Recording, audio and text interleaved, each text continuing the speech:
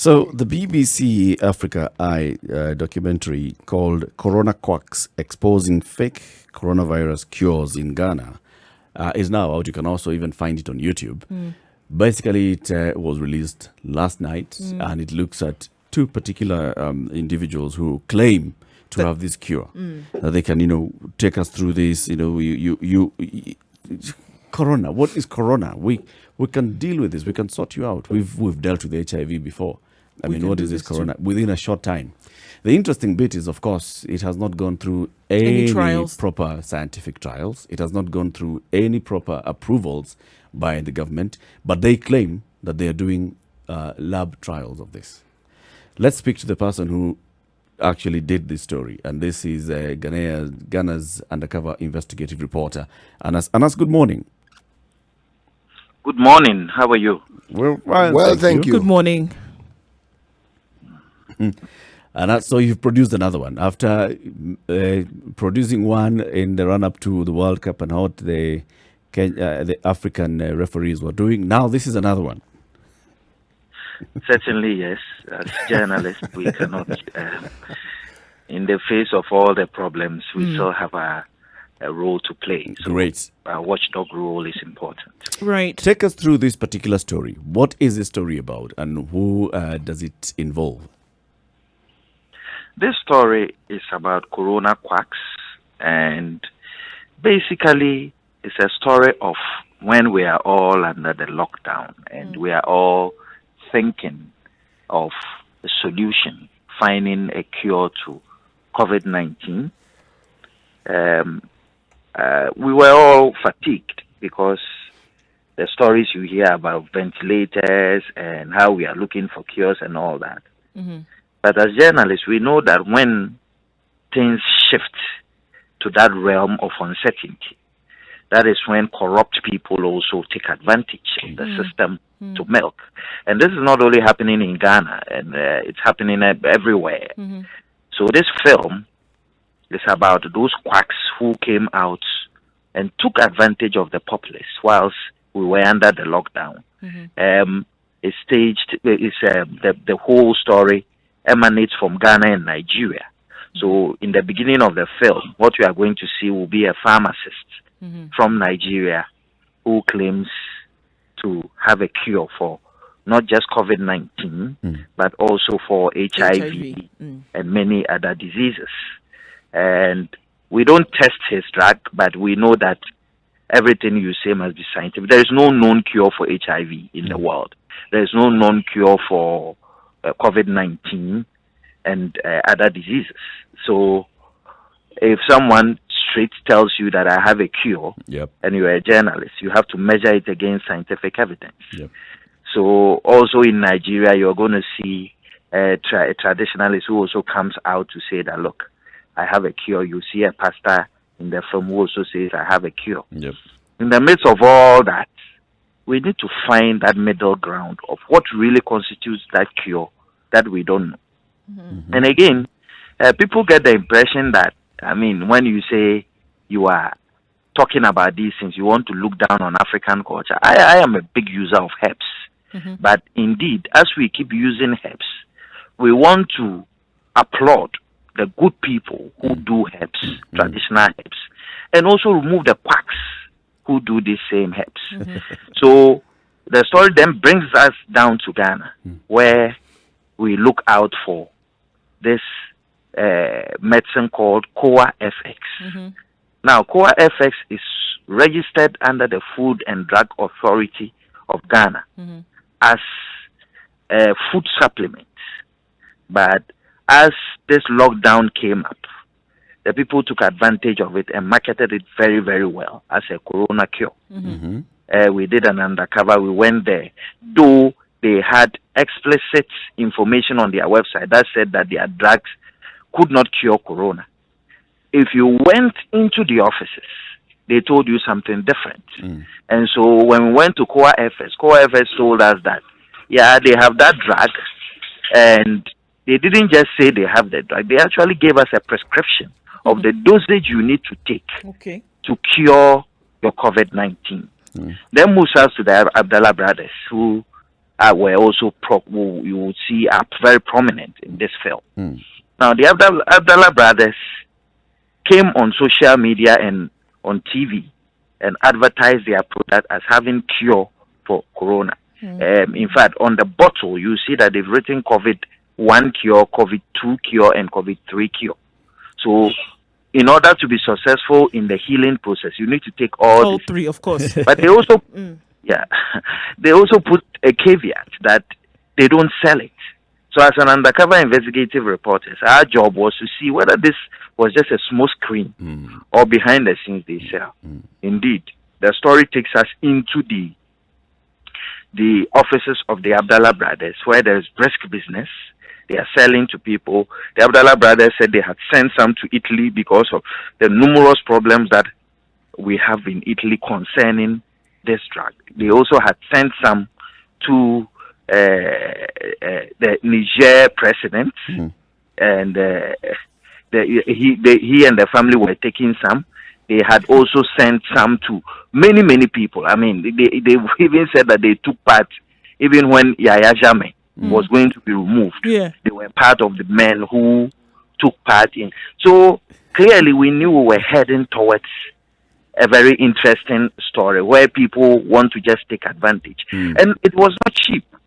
It's quite expensive because for the Abdallah brothers, we're talking somewhere around $25,000 for 100 bottles of this.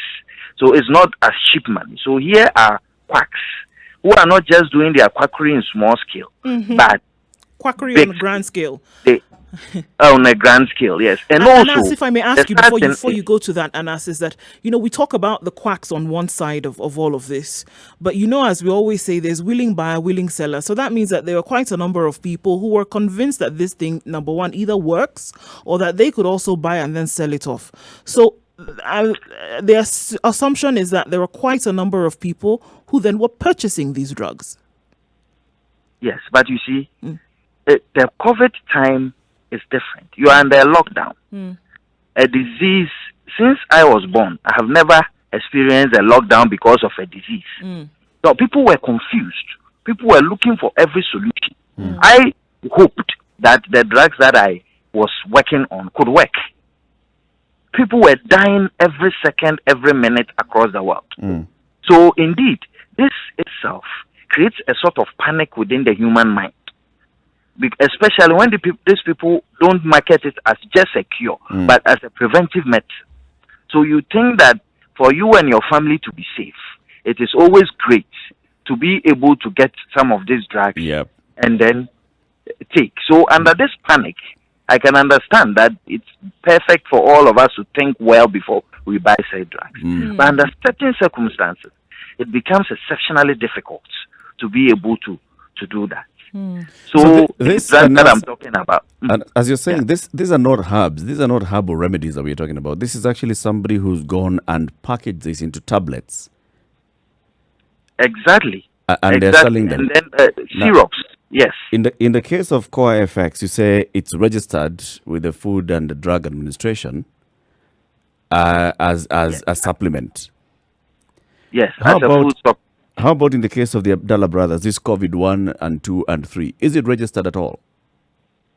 Yeah, so the case of the Abdallah brothers is also, it had a fake FDA number. But when we checked, we realized that it was fake. But back to the story. At the end of the day, as a journalist, what I needed to do was to do a comparative analysis with science, because it's science that eventually will prove us correct or wrong. So I took these medicines that I bought and went to the Ghana Standards Authority. Now, our Ghana Standard Authority is ISO certified, one of the best in the world. So its results can be counted on by anybody who goes there. And guess the results. This was unfit for human consumption. It had high levels of yeast and mold in there, which is very bad for human consumption. And I do remember when I was buying from the Abdallah brothers, they told me that one of the medicines, when you take, you were going to have diarrhea. But that diarrhea is a symptom of the fact that you are getting better. Not knowing that this was quite, it's not substance. That one was, yes. And then QFX also had similar mold infection, and then you have phosphine, some levels of phosphine, which clearly makes it unwholesome for human consumption. So basically, this is what you would see in the film. Now, when you were walking throughout this story, and I'm glad that you brought up that issue of, as Africans, there's always this tendency to go the herbal way and try some herbal, and you say you're a big user of herb.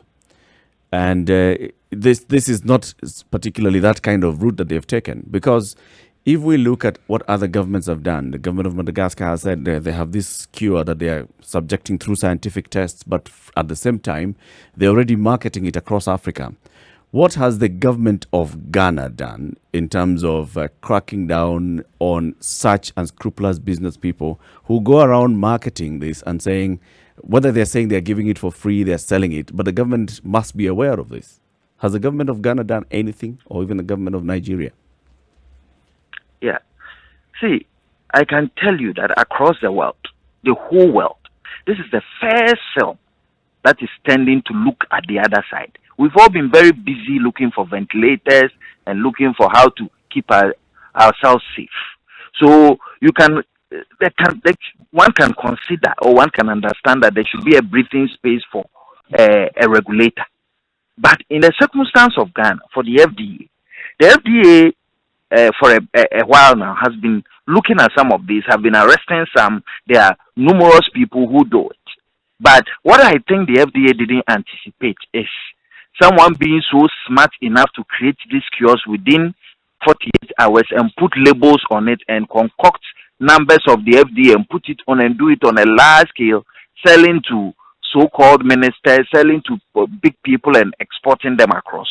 So yes, I think that regulatory authorities across the African continent can do better. But they can only do better if we, the citizens or journalists, take that step, that huge step in providing information and assisting in helping these people do it. In our case here in Ghana, the FDA worked very independently. We were on our way, and then they were also on their way and looking at this case already.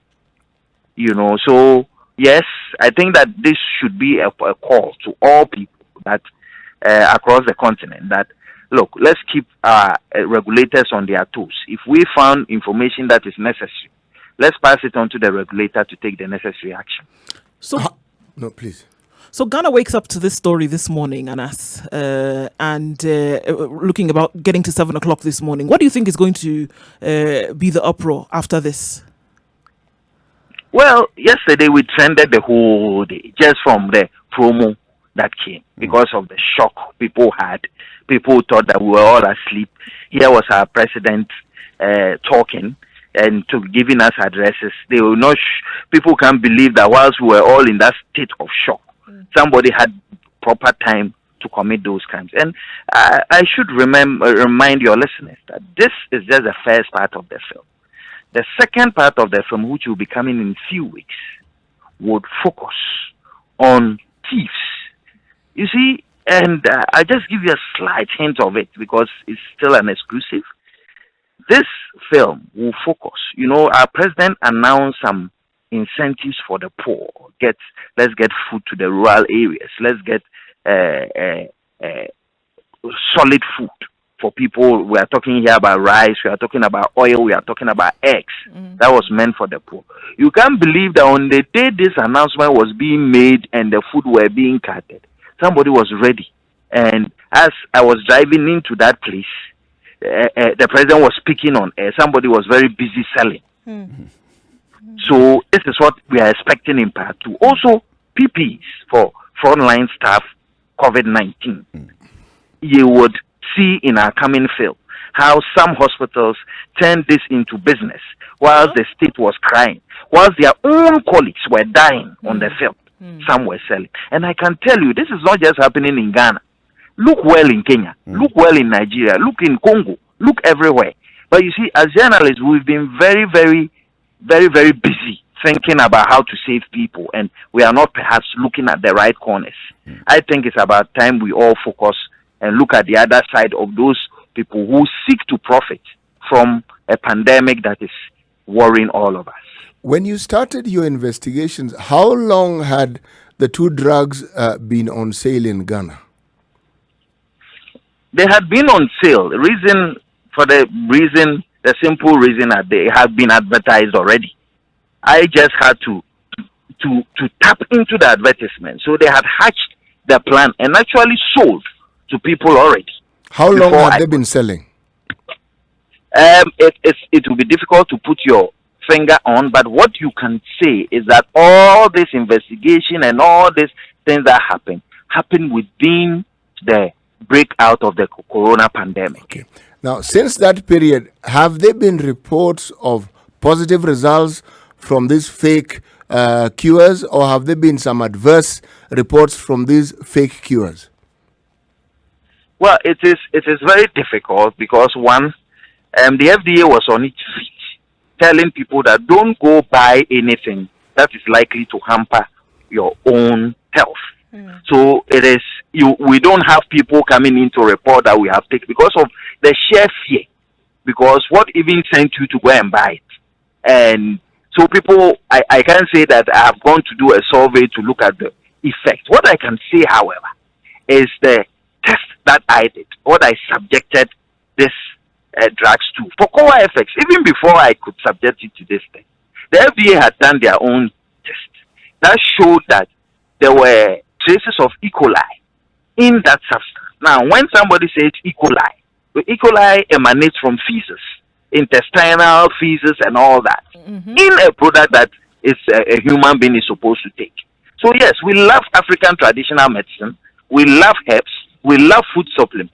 All we are saying is that let us make sure that it is hygienic. I have come to buy your product to take to cure a disease. The least you can give me is to be careful with the substance you have put in so that I don't end up catching a disease as a result of taking your medication. That's all. That's the signal we want everybody out there to get. Since your video or since your publication came out, have people actually stopped buying these medicines, or have they reduced the purchase of these fake medicines? Well, I am sure the regulators are at it. As for the Abdallah brothers, they were arrested, and in the film you see how they got arrested. FDA, I know they are facing some prosecutions from the states. I don't have the full detail, but obviously once this comes to limelight, the people get shut down. The Abdallah brothers was, well, openly they were not saying that they are curing COVID-19, were they? That's where the danger is. When yes, they said openly that they were curing. In fact, when you look at the label, they said COVID Cure 1. Yep. So the label itself tells you that so yes, they had a cure. What they were smart about was telling the general public that they are not selling. Listen, we are not selling. Right. You understand? But as a journalist of my caliber, your mere words of you are not selling is not enough. Go behind the scenes and see whether indeed it's just a smoke screen or there's some truth to it. So what did they mean by saying that they are not selling, and yet they have already bottled it? So what were they doing with it? So they will outwit the regulator by saying publicly that they are not selling, but they know that there will be some gullible listeners who will still say, if though they are not selling, wherever they are, I am sick, I want a cure. Yeah. So I'll go and look for it. I will not wait for the regulator to certify it. They do that very well. Yeah. And also, they also were strategically placed in a region where education is not that ripe, so they can take advantage of the poor. It's a scam that was well developed and meant to take advantage of the poor in society. Is there a regulatory regime in Ghana for use or even production of herbal medication? Yes, there's a solid regulatory body. The Ghana Standard Authority and the Food and Drug Authority. They are two. So I can say that those organizations have really served Ghanaians well. But so like I said, those two as journalists, we... sorry, Anas, I'm asking, those two, they also regulate herbalists? Yes, we have the Center for Scientific and Industrial Research. We have the Mampong Center for Herbal Medicine, who also certify all these drugs. So herbal medicine, research shows that about 60 to 70% of Ghanaians rely on herbal medicine. So it tells you how important that is. And I'm not surprised that we have a lot of organizations that are supposed to. The problem is not herbal medicine. It's the people who are quacks within it who pose that problem. Good. The efficacy of herbal medicine cannot be reiterated or underestimated here. We all know what some of them can do, even much better than orthodox medicine. Do you have any herbal medicine in Ghana that is properly packaged and sold this way, in this manner? For example, converted into tablets, into with proper methods of how it's going to be used? Yes. The FDA has certified some herbal medicines. The Mampong Center for Herbal Research and all those people have some certification of some herbal medicines that for malaria and other diseases. So I can say that yes, we do have, and packaging is great. Not all, but some of them have gotten into very creative packaging that makes it very attractive on the market. What I'm driving at here is that just to establish whether it's not odd for an ordinary Ghanaian to go and buy something in a bottle, knowing maybe at the back of their mind and thinking this is properly certified herbal medication.